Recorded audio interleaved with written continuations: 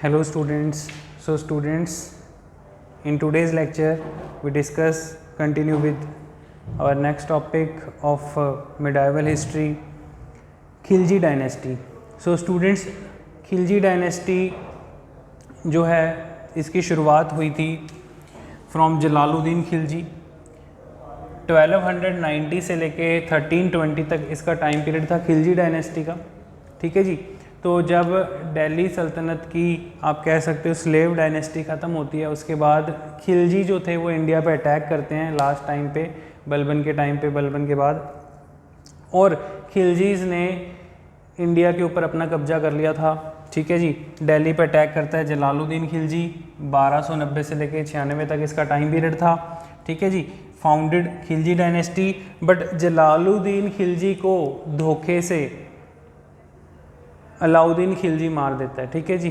जलालुद्दीन खिलजी जो था, अलाउद्दीन खिलजी का आप कह सकते हो चाचा था या कह सकते हो अंकल था, और भतीजा धोखे से मार के जलालुद्दीन खिलजी को खिलजी डायनेस्टी अपने नाम पे कर लेता है जी. ठीक है. सो स्टूडेंट्स, बेसिकली पुराने ज़माने में ऐसे ही होता था कि कोई भी रूलर को, जैसे कोई धोखे से किसी किंग को मार दिया और खुद राजगद्दी पे बैठ गए, सेल्फ डिक्लेयर अपने आप को खुद ही क्लेम कर दिया कि आज से मैं राजा हूँ. अगर कोई मुझे राजा नहीं मानता तो वो आके मेरे साथ लड़ सकता है या मेरी आर्मी के साथ लड़ सकता है. ठीक है जी. तो इस तरीके से जो है सिस्टम था.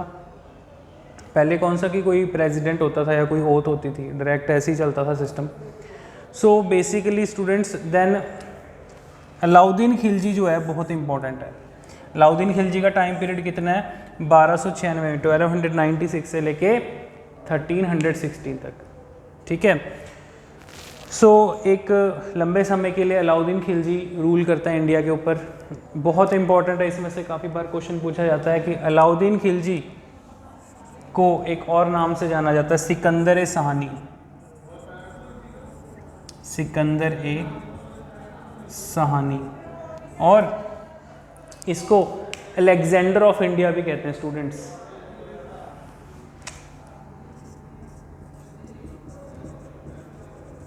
Alexander of India. तो एग्जाम में क्वेश्चन पूछा जाता है, बहुत बार क्वेश्चन आया हुआ है कि अलेक्जेंडर ऑफ इंडिया किस रूलर को कहा गया है? Answer is Alauddin Khilji. सिकंदर सहानी किसे कहा गया है? Answer is Alauddin Khilji. तो आई होप आपको समझ में आ गया होगा students.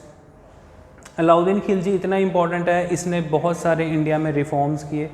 Reforms in the sense कि मार्केट पॉलिसी चेंज की. अलाउद्दीन खिलजी ने कुछ ऑर्डिनेंस पास किए. ऑर्डिनेंस भी मींस कि आप कह सकते हो कि अपने new type of rules start करने के लिए जो उसने ऑर्डर्स जारी किए. सबसे पहला पॉइंट जो स्टूडेंट्स मैं आपको डिटेल में समझा रहा हूँ, बहुत इंपॉर्टेंट है, एग्ज़ाम में क्वेश्चन पूछे जा चुके हैं. Number 1 is market reform. अब मार्केट रिफॉर्म का मतलब क्या है स्टूडेंट्स? कि पहले क्या होता था, अगर आप किसी प्लेस पे कोई चीज़ खरीदने चले गए, वहाँ पर कुछ और रेट है, दूसरी शॉप पे गए कुछ और रेट है, किसी और पर्सन ने कुछ और प्राइस ऑफ रेट रखा है किसी चीज़ का, तो डिफरेंट प्राइसेस के कारण डिफरेंट लोगों को कन्फ्यूज़न होती थी मार्केट में. तो सबसे इम्पॉर्टेंट पॉइंट है कि फर्स्ट टाइम मार्केट पॉलिसी को जो पर्सन मार्केट रिफॉर्म करता है वो था Alauddin Khilji. He adopted fixed price policy. So students, इसका मतलब ये है कि आप कोई भी चीज़ कहीं से खरीद लो, फिक्स रेट है. फॉर एग्ज़ाम्पल कि आप जो भी आप कह सकते हो वीट का या आटे का रेट है, आप किसी भी शॉप से ख़रीद लो, सेम रेट होगा. ठीक है. या मार्केट में आप कहीं से भी आप जो ऐसी गवर्नमेंट की कमोडिटीज़ हैं, ठीक है, जो आप कह सकते हो कि 23 कमोडिटीज़ जो MSP के अंडर भी आती हैं, और या फिर एग्जांपल कह दो कि गवर्नमेंट ने कुछ ऐसी चीज़ें होती हैं जिनके रेट फिक्स किए होते हैं, तो वो हो गया कि फिक्स्ड प्राइस है. आप कहीं से भी परचेज़ करो, कोई भी आपके साथ कोई आप कह सकते हो कि मार्केट में आपको ठग नहीं सकता. ठीक है. तो ये हो गया पॉइंट फिक्स्ड प्राइस पॉलिसी का. इसके बाद स्टूडेंट्स, अलाउद्दीन खिलजी ने, बहुत इंपॉर्टेंट पॉइंट है, फर्स्ट टाइम इंडिया में स्टैंडिंग आर्मी की शुरुआत की थी। स्टैंडिंग आर्मी मीन स्टूडेंट्स कि फर्स्ट टाइम अलाउद्दीन खिलजी ने ऐसा सिस्टम बनाया कि इसकी जो लार्जेस्ट आर्मी होगी वो हमेशा 24/7 जो बॉर्डर पे आप कह सकते हो जैसे BSF है, स्टैंडिंग आर्मी का रोल प्ले कर रही है कि हमेशा लड़ाई के लिए तैयार, ठीक है, कोई भी हमला हो जाए एक्सटर्नल एग्रेशन का उसका जवाब दे सके। तो इस तरीके से अलाउद्दीन खिलजी के पास लार्जेस्ट स्टैंडिंग आर्मी भी थी उस टाइम पे, और इसने अपनी आर्मी को कैश पेमेंट देना शुरू किया था। इससे पहले अभी तक जो है लैंड ग्रांट पे दी जाती थी कि जैसे मान लो जो सेनापति है उसको राजा ने या बाकी सैनिकों को जब जो लैंड है, जो ज़मीन है, वो कुछ समय के लिए लीज़ पे दे दिया, ग्रांट कर दिया, उसके बाद जो है आफ्टर 5 ईयर 10 ईयर उस ज़मीन में से जो भी अनाज उगेगा वो सब उन सैनिकों का होगा या सेनापति का होगा। तो इस तरीके से पहले सिस्टम चलता था, बार्टर सिस्टम चलता होता था पहले। तो फर्स्ट टाइम इसने जो है अपने सैनिकों को कैश पेमेंट सैलरी देना शुरू किया था। तो इस तरीके से बहुत इंपॉर्टेंट हो जाता है अलाउद्दीन खिलजी। इसके बाद स्टूडेंट्स इसने दाग एंड चेहरा, दाग सिस्टम और हुलिया सिस्टम, ठीक है जी, चेहरा सिस्टम कह लो, हुलिया कह लो। दाग था स्टूडेंट्स ब्रांडिंग ऑफ हॉर्स, दाग मीन्स ब्रांडिंग ऑफ हॉर्स, ठीक है जी। जो बढ़िया नस्ल के जो घोड़े थे, जो अच्छी क्वालिटी के जो घोड़े थे, मार्केट में वो कम रेट पे ना सेल हो जाएं, ठीक है। कोई भी पर्सन जो है लाइक डुप्लीकेट बना के बढ़िया नस्ल का घोड़ा शो करके किसी को महंगे रेट पे ना ठग दे। तो इस चीज़ के लिए, इस चीज़ को रोकने के लिए, कंट्रोल करने के लिए इसने दाग सिस्टम शुरू किया कि जो अच्छी क्वालिटी के घोड़े होंगे उनके ऊपर आप ब्रांडिंग ऑफ हॉर्स कर दो, दाग एक मोहर लगा दो, एक ठप्पा लगा दो कि ये एक अच्छी क्वालिटी के घोड़े हैं, हॉर्सेस हैं, और ये मार्केट में सस्ते रेट पे सेल नहीं होने चाहिए। दूसरा इंपॉर्टेंट पॉइंट हुलिया सिस्टम। स्टूडेंट्स हुलिया का मतलब क्या होता है?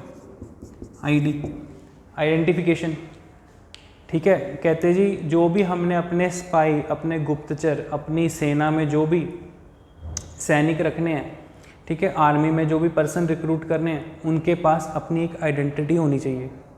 ऐसा थोड़ी कि अगर लार्जेस्ट आर्मी है, मान लो पता नहीं कितने लाख अगर किसी राजा की सेना है, तो उसको अपनी सेना के बारे में पता ही ना हो कुछ, ठीक है। तो अगर कोई पर्सन अलाउद्दीन खिलजी की आर्मी में है तो प्रॉपर उसकी कोई आइडेंटिफिकेशन होनी चाहिए ताकि उसको आइडेंटिफाई किया जा सके। तो इस तरीके से इसने बहुत सारे रिफॉर्म्स किए थे स्टूडेंट्स, ठीक है जी। तो हमने बहुत इंपॉर्टेंट क्वेश्चन पढ़ा कि अलेक्जेंडर ऑफ इंडिया किसे कहा जाता है? अलाउद्दीन खिलजी को। क्यों कहा जाता है? क्योंकि स्टूडेंट्स अलाउद्दीन खिलजी एक ऐसा रूलर था जिसने तकरीबन पूरे एंटायर इंडिया के ऊपर अपना रूल कर लिया था, ठीक है। अभी मैं आपको समझाता हूँ।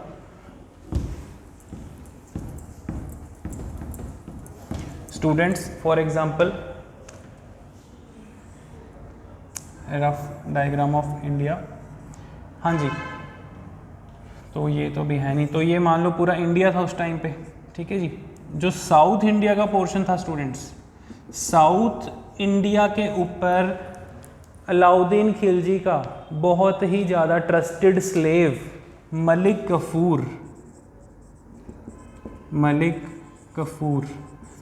कफूर जो है वो रेड करता है, इन्वेड करता है, हमला करता है साउथ इंडिया पे, और साउथ इंडिया के बहुत सारे एरियाज़ को कैप्चर कर लेता है, जीत लेता है।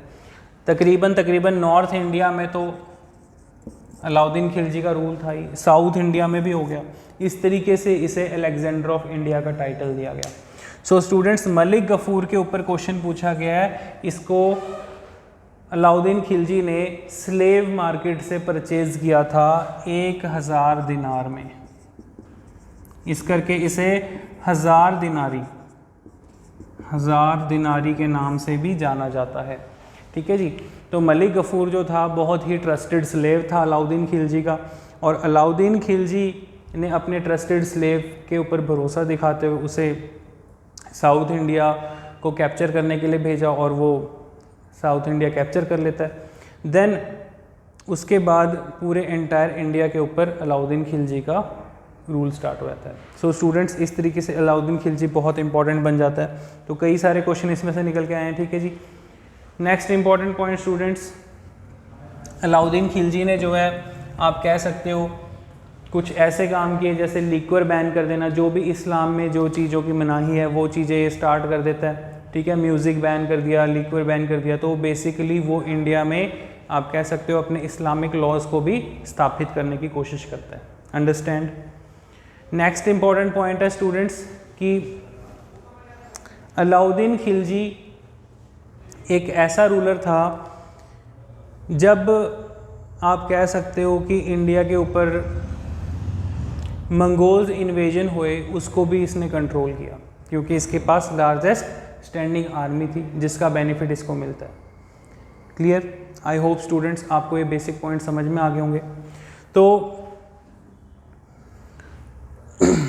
अब तक हमने समझा कि दिल्ली सल्तनत के रूलर्स और खिलजी डायनेस्टी कैसे इंडिया पे रूल करती है, ठीक है जी। सो स्टूडेंट्स आप ये इंपॉर्टेंट पॉइंट रिवाइज करो, इसकी मैं PDF फाइल आपको प्रोवाइड करूँगा, ठीक है। जो भी आपको इन चीज़ों में से डाउट रहेगा वो आप वीडियो को रिवाइंड करके देखो, ठीक है। सो ये सारे इंपॉर्टेंट क्वेश्चंस स्टूडेंट्स एग्ज़ाम में पूछे जा चुके हैं, बहुत ज़्यादा इंपॉर्टेंट है एग्ज़ाम पॉइंट ऑफ व्यू से, ठीक है। Take your time, read these points.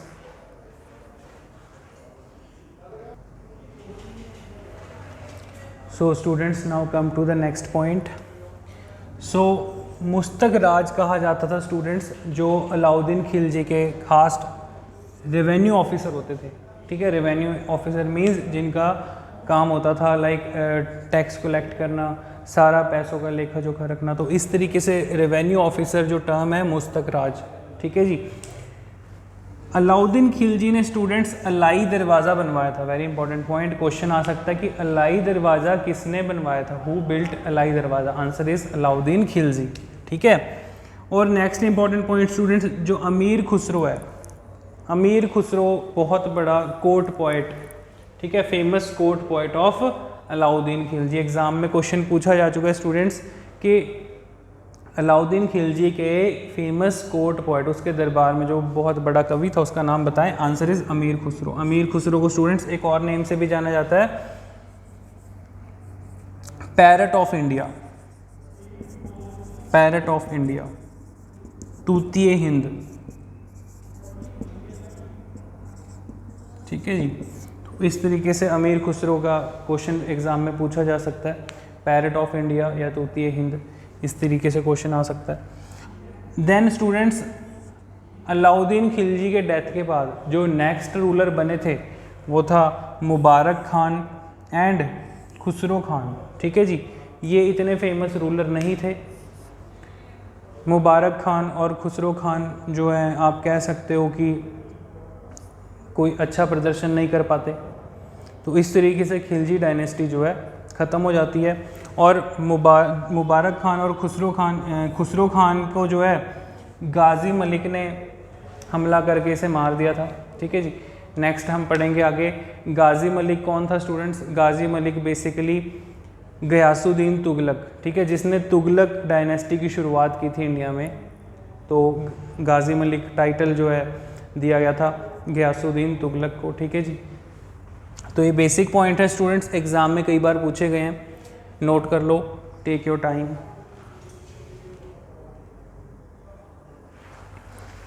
Okay students, so now come to the next point. Next ruler is Tughlaq dynasty. Tughlaq dynasty ने रूल किया स्टूडेंट्स 1320 से लेके 1414 तक। सो स्टूडेंट्स जो तुगलक डायनेस्टी का फाउंडर था गयासुद्दीन तुगलक, गयासुद्दीन तुगलक का असली नाम क्या था, गाजी मलिक। स्टूडेंट्स इसका टाइम पीरियड कितना था, 1320 से लेके 1325, मतलब 5 साल रूल किया। और स्टूडेंट्स जो गयासुद्दीन तुगलक था इसकी एक्सीडेंटल डेथ हो जाती है। बेसिकली गयासुद्दीन तुगलक अपने जब सिंहासन पे बैठा होता है तो इसके ऊपर जो छत्र होता है वो इसका ही सन जिसका नाम था मोहम्मद बिन तुगलक वो गिरवा देता है ताकि गयासुद्दीन तुगलक की डेथ हो जाए, उसकी मौत के बाद जो है नेक्स्ट रूलर जो है मोहम्मद बिन तुगलक खुद बन सके, ठीक है, अंडरस्टैंड। तो मतलब कि मोहम्मद बिन तुगलक के बारे में हम डिटेल में पढ़ेंगे, ठीक है। जो गयासुद्दीन तुगलक का जो सन था उसका नाम था जोना, और उल्ग खान भी उसे कहते थे, और उसका टाइटल था मोहम्मद बिन तुगलक। ठीक है, इसको students wisest fool of India, wisest fool of India का मतलब इंडिया का सबसे बड़ा मूर्ख व्यक्ति, अपने आप को सबसे ज़्यादा आप कह सकते हो कि वाइज भी समझता था, पढ़ा लिखा भी अपने आप को कहता था, लेकिन इसने जो भी एक्सपेरिमेंट किए, जो भी आप कह सकते हो कि डेवलपमेंट की सोची, वो सब फेल हो जाते थे इसके एक्सपेरिमेंट्स। तो इस तरीके से स्टूडेंट्स जो मोहम्मद बिन तुगलक था उसका टाइम पीरियड नोट कर लो। मोहम्मद बिन तुगलक का टाइम पीरियड था 1325 से लेके 51 तक। ठीक है जी, 1325 से 51 तक। सो स्टूडेंट्स मोहम्मद बिन तुगलक ने जितने भी काम किए, जैसे मैं आपको एग्जांपल दे रहा हूँ, ठीक है, अच्छी तरह से आप सुनना।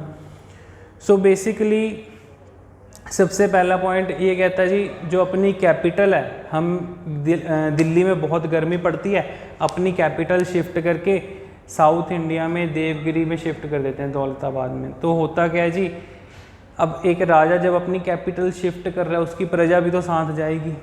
तो उस समय पे कौन सा कि कोई व्हीकल होते थे या कोई ट्रांसपोर्ट सिस्टम था। तो जब सब लोग पैदल जा रहे थे तो रास्ते में इतनी गर्मी में कई लोग जाते समय लोगों की डेथ हो गई। तो जब ये साउथ इंडिया में पहुंचता है देवगिरी में, वहाँ पर कहता है जी यहाँ का लाइक क्लाइमेट नहीं सूट कर रहा, ठीक है, वहाँ पर जो किंग है वो बार बार बीमार हो जा रहा है।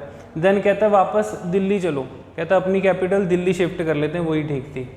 तो लोग हैरान, लोग कहते जी आधे लोग तो रास्ते में आते समय मर गए, तो आधे लोग जो है ऐसे कुछ लोग जाते समय रास्ते में मर गए थे इतनी गर्मी में। तो इस तरीके से इसको वाइजेस्ट फूल का टाइटल दे दिया लोगों ने। देन इसने कहा जी हम करेंसी की डीमोनेटाइजेशन कर देते हैं। तो स्टूडेंट्स आपको पता होना चाहिए डीमोनेटाइजेशन क्या होता है। कहता है जी जो पुराने टाइम के जो सिक्के चल रहे हैं अभी तक, ठीक है, लाइक जो पहले टंका एंड जीतल आपने पढ़ा था, दिल्ली सल्तनत वाले जो कॉइन्स चल रहे हैं वो सब बंद करके हम new type of coin start करेंगे, अपने सिक्के चलाएंगे। तो इसने न्यू टोकन करेंसी शुरू की। सो स्टूडेंट्स क्वेश्चन पूछा गया है कि टोकन करेंसी किसने शुरू की थी? टोकन करेंसी शुरू की थी मोहम्मद बिन तुगलक ने। अब कहता है जी टोकन करेंसी शुरू करेंगे तो जो पुराने सिक्के हैं वो लोग लाके जहाँ पे टकसाल कहते हैं स्टूडेंट्स, जहाँ पे सिक्के बनाए जाते हैं, ठीक है, जहाँ पे सिक्के तैयार किए जाते हैं, तो कहता है जी आके अपने कॉइन्स एक्सचेंज करा के ले जाओ। तो लोगों ने देखे जी वो जो टोकन करेंसी वाले सब सेम सिक्के हैं, तो लोगों ने घर में ही फेक करेंसी बनानी शुरू कर दी। लोगों ने फेक कॉइन्स छापने शुरू कर दिए, ठीक है जी, बनाने शुरू कर दिए। तो कॉइन का क्या है, कॉइन की तो शेप होती है, बस उसको जैसा कि सांचे में डाला वो कॉइन वैसे बन जाता है। तो इस तरीके से जो टोकन करेंसी वाला सिस्टम था फेल हो गया। स्टूडेंट्स हुआ क्या, मार्केट में हर एक के पास कॉइन आ गए। जब सबके पास कॉइन्स हो गए तो वो मार्केट में सर्कुलेट ही नहीं हो सके। अंडरस्टैंड? तो यही तो होता है कि अगर मार्केट में सबके पास करेंसी आ जाएगी, सबके पास मनी आ जाएगी, तो मनी रेगुलेट कैसे होगी? तो सेम ये टोकन करेंसी वाला सिस्टम भी उसका फेल हो गया, फ्लॉप हो गया। तो स्टूडेंट्स इस तरीके से उसने जो भी काम किए वो सब फ्लॉप हो जाते थे। Next important point is like taxation of Doab. So students Doab का मतलब क्या होता है? दो आब, ये दो वर्ड्स को जोड़ के बना है। दो आब मीन्स वाटर, दो आब मीन्स दो नदियों के बीच वाली लैंड। तो दुआब जो ये रीज़न था स्टूडेंट्स, ये बेसिकली यमुना एंड गंगा, यमुना और गंगा नदी के बीच वाला जो एरिया था, कहते जी उसको डेवलप करो, वहाँ पे हम एग्रीकल्चर का काम करेंगे। और लोगों से इसने हाउस टैक्स, लैंड टैक्स, ये सब कुछ लेना शुरू कर दिया। और फिर इसने एक डिपार्टमेंट बनाया, डिपार्टमेंट का नाम था दीवाने कोही, ठीक है जी, दीवाने कोही। तो दीवाने कोही जो था specially department for agriculture. So students agriculture के लिए इसने डिपार्टमेंट भी बना दिया दीवाने कोही, और लोगों से टैक्स भी लेना शुरू कर दिया। लेकिन बदले में लोगों को उस लेवल की आउटपुट नहीं मिल रही थी। लाइक जैसे हमसे गवर्नमेंट टैक्स लेती है अगर गवर्नमेंट कोई डेवलपमेंट नहीं करेगी, रोड्स नहीं बनाएगी, इरिगेशन सिस्टम नहीं लोगों को देगी जो लोग एग्रीकल्चर कर रहे हैं, तो वो लोग जो होंगे गवर्नमेंट के खिलाफ हो जाएंगे। तो ऐसे ही इसने सिस्टम बनाया, दोआब सिस्टम वगैरह सब कुछ किया, एग्रीकल्चर सिस्टम किया, लेकिन वो प्रॉपरली डेवलप नहीं हो सका। ठीक है, कैनाल्स वगैरह बना दी, लेकिन कैनाल्स में आने के लिए कोई रिवर की कनेक्टिविटी नहीं रखी कि पानी कहाँ से आएगा, जो नहरें बनाई हैं। ठीक है, कैनाल क्या होता है स्टूडेंट्स, जो मैन मेड सिस्टम होता है, आपको पता होगा। ठीक है, छोटी छोटी नहरें जो होती हैं, तो कैनाल सिस्टम इसने डेवलप किया, लेकिन वो कंप्लीटली सक्सेसफुल नहीं हो सका। तो इस करके स्टूडेंट्स इसको टाइटल दे दिया गया wisest fool of India. Understand? I hope students आपको पता लग गए होंगे। ये कुछ इंपॉर्टेंट पॉइंट्स हैं, आप नोट डाउन कर लीजिए, take your time.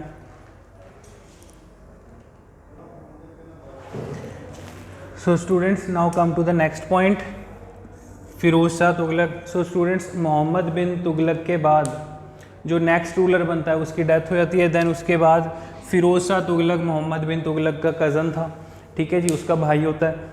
Firoz Shah Tughlaq अगला रूलर बनता है। देन फिरोज शाह तुगलक उसके बाद और भी ज़्यादा काम कर देता है। फिरोज शाह तुगलक ने स्टूडेंट्स कुछ शहर बसाए थे, फिरोज़ाबाद, ठीक है, और फेमस कुछ हिसार हरियाणा में है जो कि आपका, ठीक है, इस टाइप के शहर बसाए। प्लस इसने स्टूडेंट्स एक बहुत नया लॉ बनाया, शरीयत। ठीक है, शरीयत लॉ। ठीक है, शरिया जो होता है बेसिकली इस्लामिक लॉ होता है कि जो भी इस्लामिक, आपको पता है आज की डेट में जो इस्लामिक कंट्रीज़ हैं सब में शरीयत लॉ चलता है, तो वही इसने इंडिया में भी इस्टेब्लिश करने की कोशिश की। और इसने खराज, ज़कात, जजिया, खमस, इस टाइप के कुछ new form of tax India में स्टार्ट किए। ठीक है, एग्जाम में क्वेश्चन आया हुआ है कि शरीयत लॉ किसने शुरू किया था इंडिया में? फिरोज शाह तुगलक। कौन से नए टैक्स लेके आया था? खराज, ज़कात, जजिया और खमस। तो खराज टैक्स क्या था स्टूडेंट्स? Land tax. ठीक है जी, लैंड टैक्स, जैसे मान लो जो लोग एग्रीकल्चर वगैरह कर रहे हैं, ठीक है, लैंड टैक्स उन पे लगेगा। ज़कात, प्रॉपर्टी टैक्स, ठीक है जी, 2% आपके प्रॉपर्टी पे टैक्स वगैरह लगेगा। जजिया, जजिया जो टैक्स है स्टूडेंट्स, ये नॉन मुस्लिम्स पे करेंगे, जो लोग मुस्लिम नहीं है, ठीक है, गैर मुस्लिम मीन्स जो लोग हिंदू हैं उनको ये टैक्स देना पड़ेगा। जो पर्सन ये टैक्स नहीं पे कर पाएगा उसको मुस्लिम बनना पड़ेगा, तो ऐसा टैक्स बना दिया था। खमस, ये जो टैक्स था स्टूडेंट्स, बूटी कैप्चर मीन्स कि जो भी लाइक सेना लड़ाई में, वॉर में कहीं से कुछ कैप्चर करके लाई है, कुछ भी लूटपाट करके लाई है, उसका 1/5 हिस्सा जो है वो राजा को देना पड़ेगा। तो इस तरीके से न्यू फॉर्म ऑफ जो टैक्स थे ये फिरोज शाह तुगलक ने बना दिए थे। Understand students? देख लो एक बार, इंपॉर्टेंट है। देन उसके बाद स्टूडेंट्स इसने दिल्ली में हॉस्पिटल इस्टेब्लिश किए, दारुल शफा। दारुल शफा ये क्या थे? Public hospital, public hospitals. ठीक है जी, तो पब्लिक हॉस्पिटल्स जो हैं इसने स्टार्ट किए थे दिल्ली में। एग्ज़ाम में क्वेश्चन आ सकता है दारुल शफा क्या था? जो हमारे गवर्नमेंट हॉस्पिटल होते हैं उस टाइप से इसने दिल्ली में हॉस्पिटल भी शुरू किया था। तो स्टूडेंट्स ये कुछ बेसिक इंपॉर्टेंट पॉइंट जो हम डिस्कस कर चुके हैं। ठीक है जी, देन फिरोज शाह तुगलक के बाद जो नेक्स्ट रूलर था नसीरुद्दीन शाह तुगलक, उसके टाइम पे स्टूडेंट्स बहुत बड़ा मंगोल इन्वेजन होता है और तैमूर इंडिया के ऊपर हमला करता है।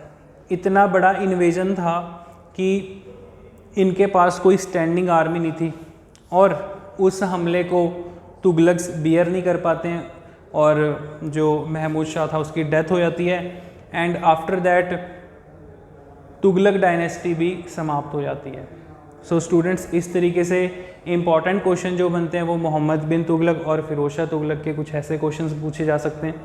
ठीक है जी, एंड पूछा जा सकता है कि जब किसके टाइम पे जो है तैमूर ने हमला किया था इंडिया पे, तो तैमूर जब अटैक करता है तो तकरीबन सारी दिल्ली सल्तनत जो है वो ख़त्म हो जाती है, दिल्ली सल्तनत उजड़ जाती है।